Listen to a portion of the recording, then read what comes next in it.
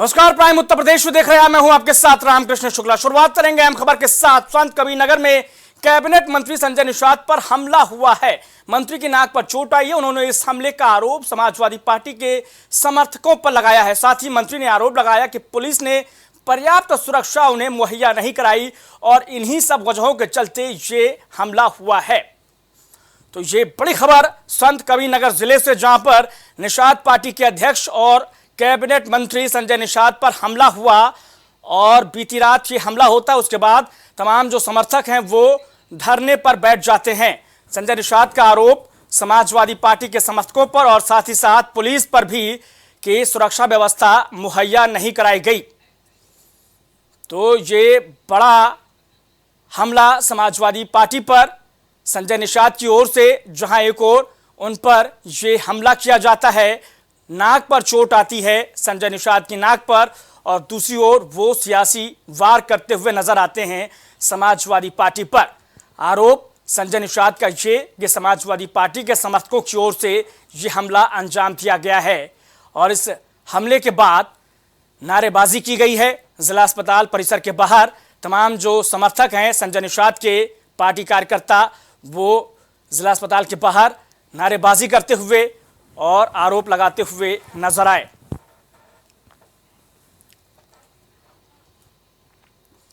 तो ये बड़ी खबर संत कबीरनगर जिले से आप तक पहुंचा रहे हैं, जहां कैबिनेट मंत्री संजय निषाद पर हमला किया जाता है और इस हमले में उनकी नाक पर चोट आती है और इस चोट के बाद उन्हें जिला अस्पताल ले जाया जाता है, जहां वो इलाज के बाद बाहर आते हैं और अस्पताल परिसर के बाहर ही धरने पर बैठ जाते हैं अपने तमाम समर्थकों के साथ और इस दौरान नारेबाजी करते हैं उनके समर्थक। तस्वीरों में आपको नजर आ रहे होंगे।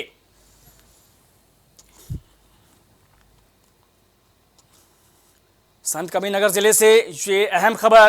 कैबिनेट मंत्री की सुरक्षा देखिए किस तरीके से यहां बदहाल हुई और आलम ये कि संजय निषाद पर ये हमला अंजाम दिया जाता है। कानून व्यवस्था के पुख्ता इंतजामात के बड़े बड़े दावे, लेकिन उन दावों के बीच खुद कैबिनेट मंत्री संजय निषाद पर यह हमला आखिर क्या दर्शा रहा है? तो इस वक्त की बड़ी और अहम जानकारी आप तक पहुंचा रहे संजय निषाद पर हमले को लेकर। संजय निषाद घायल हुए हैं इस हमले में, उनकी नाक पर चोट आई है और इस चोट के बाद वो जिला अस्पताल परिसर में उनको ले जाया गया, जहां उनका इलाज हुआ, उन्हें पट्टी की गई और उसके बाद वो जब बाहर आते हैं अस्पताल परिसर के तो नारेबाजी करते हुए अपने तमाम समर्थकों के साथ आपको प्राइम टीवी की स्क्रीन पर नजर आ रहे होंगे। आरोप लगाया जाता है समाजवादी पार्टी पर इस हमले का।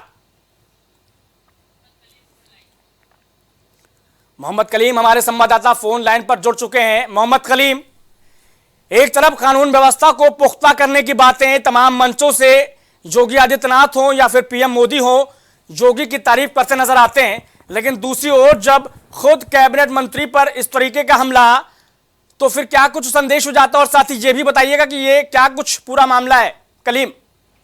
देखिए राम जी, जिस तरीके से बात की जाए, रात लगभग 12 बजे जिस तरीके से संजय निषाद एक शादी समारोह में शामिल होने के लिए गए हुए थे, उसी दौरान कुछ समर्थक पीछे जो है उनके बेटे के विषय पर आपत्तिजनक टिप्पणियां कर रहे थे। उसी मामले को लेकर के जब संजय निषाद ने उनसे वार्ता करनी चाहिए थी, तो उसी वार्ता के बीच एकाएक दोनों के बीच हाथापाई शुरू हो गई। क्योंकि अगर इसी घटना से संबंधित अगर बात की जाए तो एक वीडियो भी सोशल मीडिया पर कुछ सेकंड का चल रहा है, जिसमें संजय निषाद साफ तौर से हाथ उठाते हुए भी नजर आ रहे हैं। फिलहाल इस मामले में अगर बात की जाए, जिस तरीके से जो हमला हुआ, उस हमले में संजय निषाद घायल हुए और घायल होने के बाद उनको उनके समर्थकों ने अस्पताल पहुंचाया, जहां पर उनका इलाज किया गया, जिसमें साफ तौर से देखा गया कि उनकी नाक पर चोट है और उन शरीर पे कई और जगह पर भी चोटों के निशान पाए गए। और इस हमले के बाद अगर बात की जाए, समर्थकों के द्वारा लगातार वहां पर विरोध प्रदर्शन किया गया और इस मामले पे बात की जाए, कानून व्यवस्था को भी उन्होंने सवालों के घेरे में खड़ा कर दिया।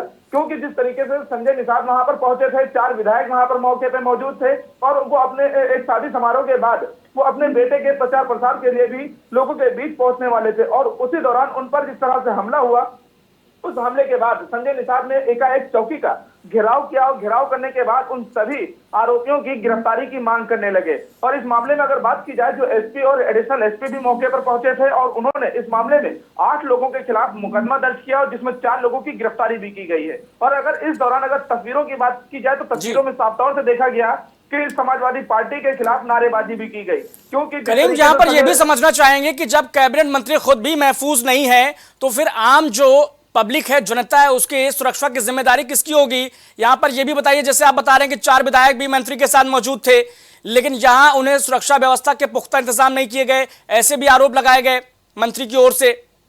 देखिए राम जी, जिस तरीके से बात की जाए, संजय निषाद ने जिस तरह से कानून व्यवस्था को सवालों के घेरे में खड़ा किया, क्योंकि जब शादी समारोह की बात की जाए, शादी समारोह में जब कैबिनेट मंत्री पहुंचे हुए हैं, 4 विधायक वहां पर मौके पर मौजूद हैं, तो जाहिर सी बात है वहां पे जो कानून व्यवस्था की बात की जाए वो कानून व्यवस्था दुरुस्त होनी चाहिए थी। लेकिन जिस तरीके से एकाएक हमला हुआ, हमले में जो घायल हुए, उस घायल होने को दौरान जिस तरीके से जो वहां की स्थिति देखी गई, स्थिति को लेकर के साफ तौर से जो वहां के एसपी हैं उन्होंने अपना बयान जारी करते हुए साफ तौर से इसमें बताया कि इसमें 4 लोगों की गिरफ्तारी की गई है और इस घटना के पीछे वजह क्या है, उस वजह की भी जांच की जा रही है। क्योंकि जिस तरीके से दोनों के आरोप प्रति आरोप लगे हैं, उन सभी आरोपों की भी जांच की जा रही है। फिलहाल जिस तरीके से घेराव की बात की जाए तो चौकी के घेराव में जो 4 विधायक वहां पे मौके पे थे और कैबिनेट मंत्री खुद उन विधायकों के साथ अपने समर्थकों के साथ चौकी का घेराव भी करते हुए नजर आ रहे थे। फिलहाल इस घटना को लेकर के जिस तरीके से समाजवादी पार्टी के पहलू को देखा जाए तो जो आरोप लगा है कि जिन लोगों ने संजय निषाद पर हमला किया वो समाजवादी पार्टी के कार्यकर्ता थे, क्योंकि